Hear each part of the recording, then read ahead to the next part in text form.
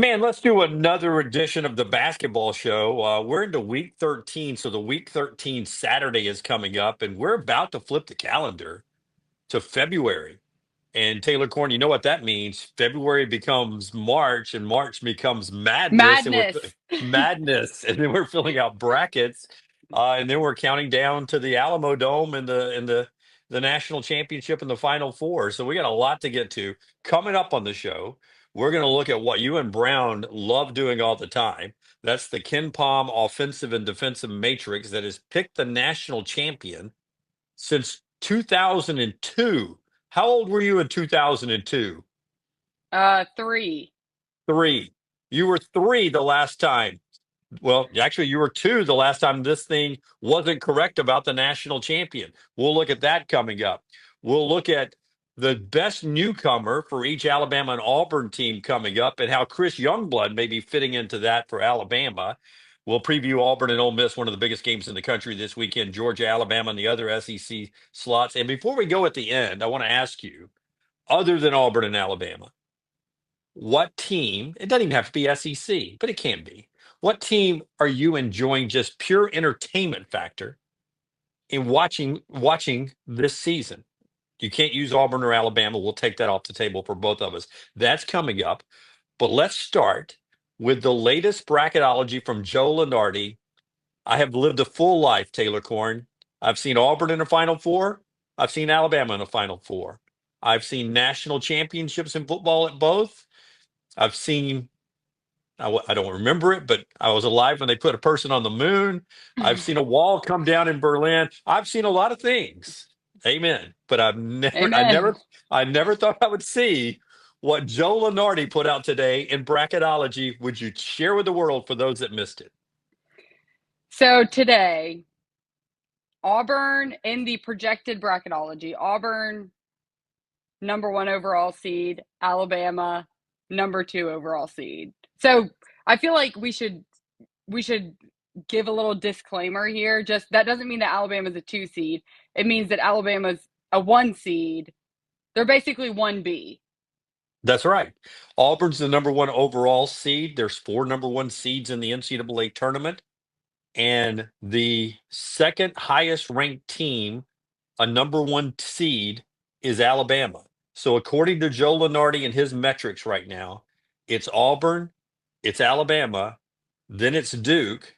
Then I feel like there's a gap, and then there's another number one seed. Is it still Iowa State? Is that still who's hanging in there on the one line? Let Um, me yeah, I think it make is Iowa State that's hanging in there on that other number one seed there. But it's historic. I mean, Alabama's been number one in the country in the AP poll before. They've been a number one seed before. Auburn is the number one overall seed. They've been a unanimous number one last couple of weeks. But my goodness, everyone in this that watched this podcast, they love their basketball team. Alabama fans think they're better than Auburn. Auburn fans think they're better than Alabama. We're going to play each other a couple of times this year, but right now in this moment of time, Joe Lunardi, Bracketology, ESPN, all the basketball people in the world believe Auburn and Alabama are the two best teams in college basketball. mind blown. Well, and I started looking this up because the SEC as a conference is on a historic pace this season. Everyone's beating up on each other now that conference play started. But the SEC, since 1979, the SEC has only had multiple number one seeds one time in 1980, and it was LSU and Kentucky. And I was like, okay, wild. But then when you fast forward to this moment in time, if someone were to tell you 5 years ago, 10 years ago, okay, in 2025, the SEC will have two number one seeds in the NCAA tournament. No one, no one, unless they were playing a joke, would have told you or predicted that it would be Auburn and Alabama. Yep. No, you're right. It would have been okay. Who's good with Kentucky that year? Right. That's what everybody would have said. Kentucky and who? And Kentucky it's and a all friend. that's right. Kentucky plus one. They're Yeah. going to a wedding. Um, it's Auburn and Alabama, one and two right now. It's going to change. We got all of February to go. Heck, it could change tomorrow when Joe puts out the next one. But none of these teams we're talking about play. So when we go into Saturday, I think it's still going to be Auburn and Alabama, and we will play a basketball day on Saturday with Auburn and Alabama projected as the two best teams in the country. Joe pointed out that the win for Alabama over Mississippi State back on Wednesday night was enough in the metrics to bump them from where they were, third overall as a one seed, past Duke. And Duke's schedule is not going to be as good as Alabama and Auburn's down the stretch. So if Alabama and Auburn just win a bunch, they don't have to win them all, they just win a bunch, we could go into the tournament with Alabama and Auburn on the one line. Auburn right now the number one overall seed. And it doesn't matter if Alabama is a 4, a 3, or a 2. What that guarantees, if everyone's on the one line, it guarantees that Auburn and Alabama will be in different regions, and the only way they can meet in the NCAA tournament would be in the Final Four, which I think we would all sign up for and just Yes. grab our popcorn. What also in this bracketology is crazy, Taylor, is there's 13 SEC teams in this thing, 13 of them, and that's something we've been talking about all season long.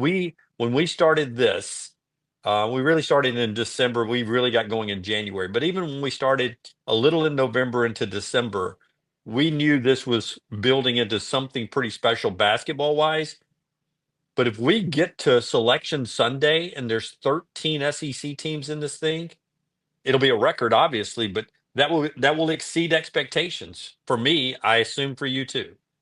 Absolutely. And I think one of the things that's hard to wrap your mind around is when you're looking at the conference records for SEC teams up until this point in the season, the teams at the bottom, you're like, ooh, not looking great for you. Ooh, But they're all quad one losses. The yep. majority of them are quad one losses, maybe some quad two losses, but no one has a quote unquote bad loss or a quad four loss in conference play. So, the 13th SEC team that gets in, their record's probably not looking great right now, but it is cannibalism in the SEC. But the strength of schedule is going to pay off in the end. Yeah, it is. Like Georgia, who I think is 3-5 in the league, something like that. You think, oh, 3-5. Come on, Georgia, you got to do better. They're not only in the NCAA tournament comfortably, they have a bye still, so they're not even last four in.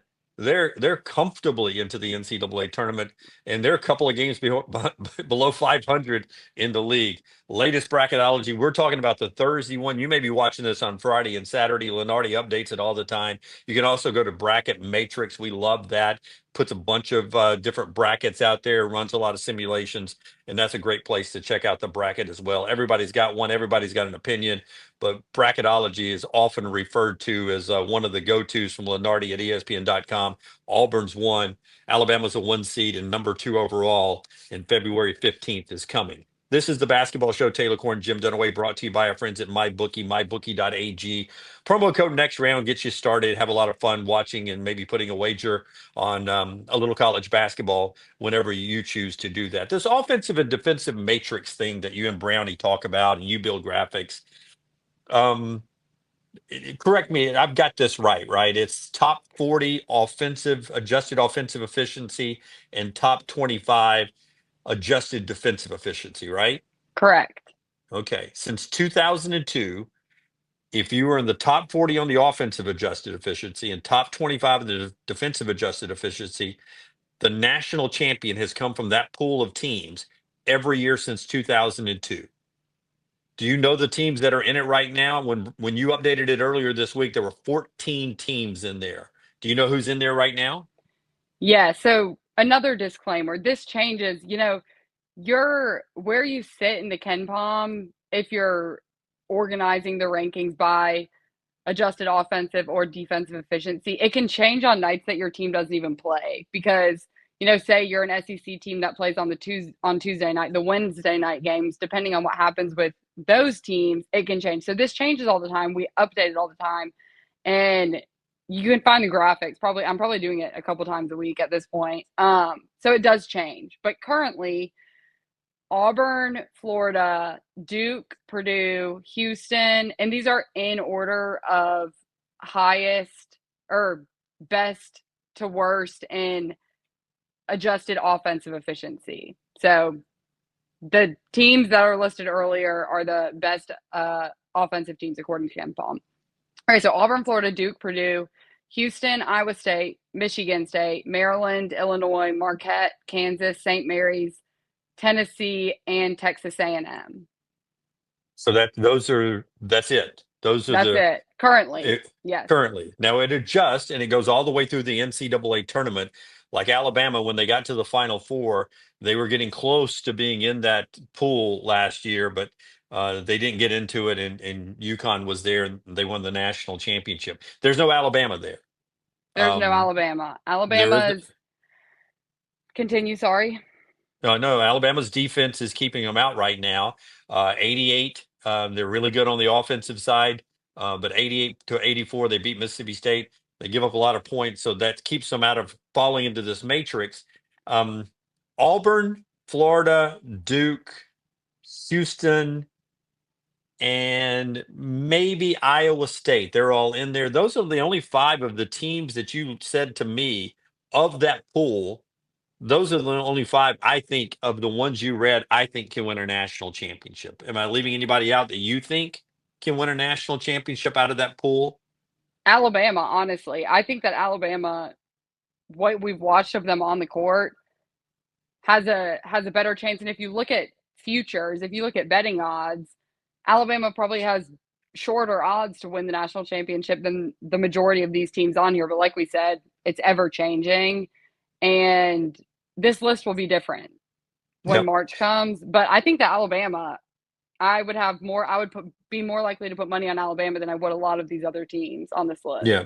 Yeah. And so I agree with you. I was just saying of the ones that were there, the Oh, five yes. I named, the rest of them, even though they fall into the metrics that has made the national championship pool, I don't consider them champions.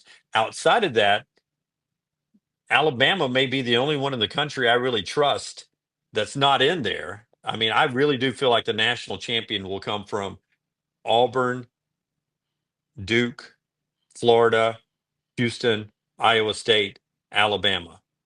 Yeah. If one of those six teams don't win a national championship, then your boy's going to lose the bracket challenge again because those six teams are going to go deep in my bracket when we get there. There's a reason why a lot of people are high on Alabama. They believe they're still reaching their potential thanks to a guy like Chris Youngblood. I'm about to ask you top newcomers for you for Alabama and Auburn. I will give you mine. But I want to make a point about Chris Youngblood coming off a massive night, two really good games, but a massive night at Mississippi State where he scored 23 points. He hit 7 threes. He was 7 of 11 from the field, 7 of 10 from three. And everybody was just like, that's him. That's what you're going to get from Chris Youngblood. Man, that's the guy. That's what we expected him to do. And I was like, okay, I see you. And then I went and looked at him. He was the co-player of the year last year in the American. So I was like, let me go check his averages. If he's that guy that's going to shoot 7 of 10 from three and going to drop 20 plus on somebody every night on the road, I want to go see what he did at USF. He averaged 15 points per game, 2 assists, 2 rebounds, 2 of 5 from three. He's playing better the last couple of games than he did at USF when he was the co-American player of the year. So I don't know if Chris Youngblood can keep it going, but now that he's healthy, this guy is quick on the release. He's deadly with the shot. He's good defensively. He has become a vital, important part of what Alabama's doing. I have a feeling you like him a lot too. So I'm going to ask you, who's the top newcomer on the roster for Alabama? And then after I give you mine, I will go to the Auburn side too. But for Alabama, who's your top newcomer? It's Chris Youngblood. I think we talked about this on the post game show last night, and he's still, I mean, he's healthy, but getting back into basketball shape is one thing in itself. And adjusting from playing at Kennesaw State, South Florida, like that's an adjustment. There's a gap in between playing at those schools, and there's a gap in the competition too, the level of competition. So you're trying to recover from an injury, you're trying to get back in shape, and you're adjusting to, pace of play, level of competition all at once, which isn't going to be easy. And he seems as if he's hitting his stride. He's a good senior present. He has a good senior presence on the court. It's his 5th year playing college basketball, which is never a bad thing. Great to have experience. And tying, actually, no, I'll let you go, and I'm going to come back to this Yeah, when I start on Auburn. I will say you've nailed it there. And his health, you can just tell from the first couple of games he played to what he was doing in Starkville, how quick he's able to catch, have his feet set, and get the shot off. That has changed light years than when he first got on the court. His release the other night in Starkville from catch and shoot was smooth and lightning fast. So that's a great answer by you. For me, my top newcomer, though, I'm going to slide a little bit away from Chris Youngblood, and I'm going to go Aden Holloway. He only got 22 minutes, 12 points at Starkville. 2 games before that, he's been lights out. And as the focus goes to Mark Sears and LeBaron Philon, Aden Holloway becomes such an important part of what Alabama can do down the stretch. And both the ball handling, the speed of getting the ball up the court, cutting down on turnovers, and then what he's presenting offensively, I've been really impressed truthfully from the maturity level of this guy. You go back to when Sears was sitting at the second half. I look over there at one point, new to the team, Auburn transfer, sophomore Aden Holloway is over there almost comforting and encouraging Mark Sears. And I thought to myself, man, that's a ballsy leadership move to be over there talking to a 5th year senior Mark Sears who just led this program to the Final Four. He's the kid, he's the new kid. And he's over there sort of taking a leadership role. I was like, man, this Aden Holloway guy continues to check some boxes for me. Let's go to the Auburn side. I could say either Miles Kelly or Tahad Pettiford. I went with Miles because he's a little bit better on the defensive end of the floor. Tahad has gotten better since the start of the season, but he still struggles at times. He's a lot younger than Miles is. But tying Miles Kelly, Chris Youngblood to each other in a sense, this is something that Bruce Pearl said about Miles. And when you were talking about Youngblood, I made the correlation. He was asked about, Bruce was asked, is this what you expected when y'all brought Miles in? And he said, yes, but he's been able to be more productive against better competition because he has more talent around him. He said he in the past has been asked to do so much for the teams. He was carrying these teams that he's on basically just because he doesn't have elite talent around him and depth. So he said now that he's here, he's not asked to do it all. He has his role and he's really good at that role, but he doesn't have to exert so much energy. He's not having to play as many minutes because of the depth. And I feel like that's kind of what we're now seeing with Youngblood now that he's healthy and getting into a rhythm is the same thing. I'm sure he had a larger role previous seasons than he does now, again, because of depth, because of the talent around him.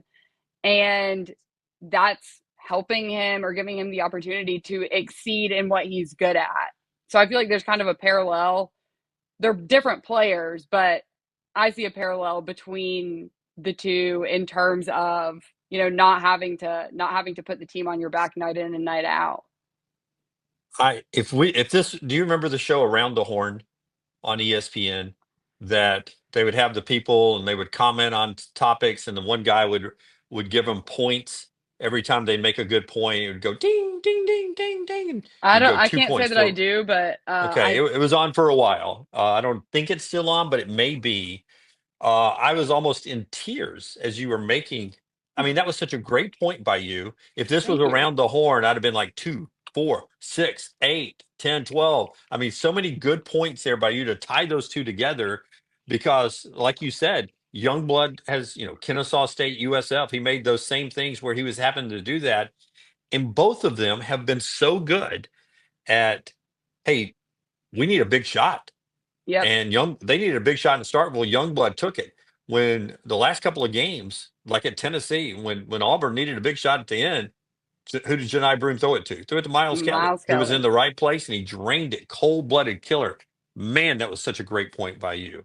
Let's talk about the games this weekend.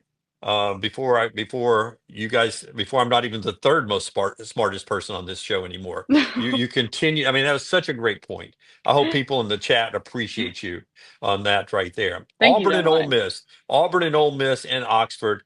A couple of podcasts ago, I said this is the one I was circling. That could be Auburn's first conference loss, and I'm not going to shy away from that. I think this is a tough game for Auburn, and I think it's a tough game for a couple of reasons. One of them is I think Malik Dia inside can make things interesting for Janai Broom. You're not going to shut Janai Broom down, but I think he can get in there and battle it out a little bit with him. Chris Beard's defensive scheme could disrupt things, and I'm just going to say it. I don't think Auburn right now is playing at their A+ level. I don't think they're playing where they were in Maui or when they beat the pants off Purdue. I think they can get back there. I don't think it's a bad thing. They're not playing their absolute best basketball right now and still beating people. But this Ole Miss team hasn't been playing its best basketball.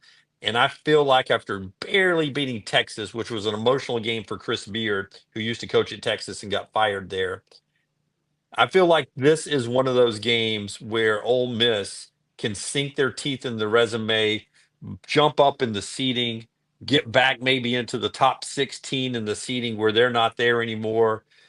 This is a huge game for Ole Miss at home. I think it's going to be a dogfight. If Auburn wins this one, I'll start thinking, I mean, it's going to be February 15th, and we may be seeing no loss Auburn and one loss Alabama at Coleman Coliseum. Tough game, but because of some size inside and what Murray and Padula can do on the outside, I think this is interesting. Tough match for Auburn. What do you think about this contest? I agree. This was the first one, like you said, when we talked a couple shows ago about our predictions for the next 3 or 4 games. This is the one that concerns me the most. And they don't have a ton of time to prepare. They played last night. They got home late last night, and they're leaving tomorrow morning to go to Oxford. So it's a quick turnaround. They had a physical game versus Tennessee. They, I'm sure, are exhausted, as is everyone, but it's back-to-back travel. So that's a quick turnaround. But I think one of the keys of this game is going to be Auburn's going to have to limit their turnovers. Ole Miss has done a really good job of forcing turnovers. And if Auburn struggles shooting, as we've seen the past few games, turning over the ball is not going to do them any favors. So I think that they need to make sure that they're being careful with the ball, protect the ball. And something that I noticed, I started looking at Ole Miss's numbers, and when they've allowed 80 plus points, they have lost all of their games are when they have allowed 80 or more points. They've won, I think, 2 games. The only loss where the opponent scored less than 80 was Texas A&M, which was a dogfight. I think the final score, they were both in the 60s. But Yeah, that's the way Texas A&M plays anyway. They play a lot like Ole Miss, so that was their right. style of a game. So the fact that neither one of them were in the 80s makes a lot of sense. So if Auburn can get their shot back, which I agree with you, they're not playing their best right now. And I know that Janai was only out for 2 games, but I'm sure it was. I mean, they adjusted to being without him, and everyone's role kind of changes. They're playing a little more careful because Dylan and Chaney need to stay out of foul trouble. And then after 2 games, he's back. But, he's not 100% yet. So it's probably a little bit of an adjustment. And that I don't know if that's, impacting their play a ton, but their shots haven't been falling. Yeah. They still seem confident though when they're taking shots. Like you said the other night, Miles, the shot that he hit at the end of the Tennessee game, and then in the press conference he said, like, I knew it was going in. So to have that confidence and have that confidence to continue to keep shooting when you're in a little bit of a dry spell is obviously a positive. But I think turnovers are going to play a role, and then not getting down early, especially, in a tough road environment. I feel like it's so important not to dig yourself into a ditch early in the game. So if they can start, and they did not start out fast on Wednesday night at LSU. They started slow. They looked a little frazzled, hectic. It looked unorganized. So I feel like they need to avoid that because they're going to be playing a more difficult opponent in Ole Miss than they were in LSU. They were able to, get it together then, but I think that they could find themselves in a different situation if that Yeah. were to happen again. I think Ole Miss can win this game, but as soon as I say that, Chad Baker Missouri will get going and he'll score 21. Janai will score 21 and Auburn will win it. But this is an interesting game, 1 o'clock on Saturday. I'll be at the Georgia Alabama game in Tuscaloosa, 3 o'clock. Georgia comes in 15-6, but they're like 3-5 or something like that in the SEC. In this game, it's all about Asa Newell. Asa Newell. He does everything for Georgia. He's a freshman, super freshman, 5-star guy, going to be a one and done NBA guy, 15-7. He's 6'11". He's got the size, he's got the skills, and he will be a mess. You just hope he's not Josh Hubbard, what Hubbard was the other night at Mississippi State. You don't want Newell going off for 38. Looking forward to that game. Alabama back at home in Coleman Coliseum. Then they get a midweek bye. And then we'll start counting down to February 15th. Okay, in the SEC, three other interesting games. And I want to ask you about Florida and Tennessee. But first, I'll point out Arkansas and Kentucky play each other at Rupp Arena. It's the return of Calipari. Keep an eye on that game. That'll be fun. Kentucky coming off the big win this week. Missouri and Mississippi State in Starkville, two tournament teams there. Mississippi State just on the outside of a 4 seed, so they're 17th in the latest bracketology. Missouri's a tournament team. That's fun. And then there is Florida, who I know you're like me. You think that team's good enough to be in the Final Four. On the road at Tennessee. Tennessee just lost to Kentucky in Knoxville. They just lost to Auburn. They've lost three of their last four. And here comes the Florida Gators, who I think, other than Auburn, Alabama, is the best team in the SEC. Man, this all of a sudden is a huge game for Tennessee. Yeah, because they still have to, when you look, past the Florida game, they still have to play Kentucky, Texas A&M, Ole Miss. Those are all on the road. And then they host Alabama. So their schedule is not getting any easier after this. And like you said, I mean, they have 4 conference losses now. Schedule's not getting easier. So you need to take advantage of you need to protect your home court at this point, because wins are not easy to come by on the road in conference play, I guess, for everyone other than Auburn and Alabama, who remain unbeaten on the road. But you need this win, and I'm sure there's a little extra motivation this week after they lost to Florida by 30 earlier this season. Yeah. By 30. I was about to say that. You just nailed it. They lost by 30 in Gainesville. We'll see if Tennessee can close the gap and try to win it on Saturday. Florida is my answer to the final question of the basketball show today. Which team, other than Auburn and Alabama, will take our two teams off the table in the country or in the SEC, however you want to go, is your favorite to watch just from entertainment factor? For me, it's the Florida Gators. They've got the bigs, they've got the guards. They're fun to watch. Todd Golden's an energetic coach. Remember the guy that went down with that horrible injury in Yes, Nashville? He's coming back, we believe, this weekend for the first time. Can't remember his name in front of me right now. I can't remember Lognaughton either. or something like It was that. But so sad though. it was so sad. He didn't get to play in the NCAA tournament, but he's coming back. Best of health to him. That's such a fun team to watch when they're not playing the team I'm cheering for. So Yeah. I don't like when they're playing at Auburn or Alabama, but Florida is my most entertaining, fun team to watch. What about for you? Which one do you enjoy watching? Okay, so I didn't go with the team. I went with a player, Trey Johnson, the Texas Okay. star. Cooper Flag is getting talked about, more than any player in college basketball right now. He's elite. He's electric, and he's had his fair share of highlight plays, and he plays at Duke. So, take that for what you will. But he's a freshman that can take over a game. He dropped 30 on Texas A&M, which is, a rivalry game for Texas. And I've just been impressed. He's scored in double figures in 18 of Texas's 19 games. He's been the leading scorer in 12 of the 19 games, and he's a true freshman. And I just feel like he's one of those guys that is getting a little bit overlooked, or I don't know if overlooked's the right word, but I feel like I'm not hearing people talk about him as much as he deserves to be talked about. Maybe because Texas, they're not towards the top of the SEC. It's the Auburns, the Alabamas, the Floridas, the Tennessees. Those are the teams that are being talked about most. But I mean, he's so fun to watch, and a freshman that has the ability to take over a game is something, especially in this league this year. Yeah, Trey Johnson for the Texas Longhorns. It is a fun league with a lot of great players, some veterans like you get at Auburn and Alabama, and some young people like you get at Auburn and Alabama, and at Texas and Georgia, and some of the other schools around the league. Should be another fun Saturday. We hope you guys enjoy. Don't forget that next round live right after the Auburn game. We'll be live with an Auburn post game. Right after the Alabama, we'll be live with an Alabama post game with all your comments and reaction.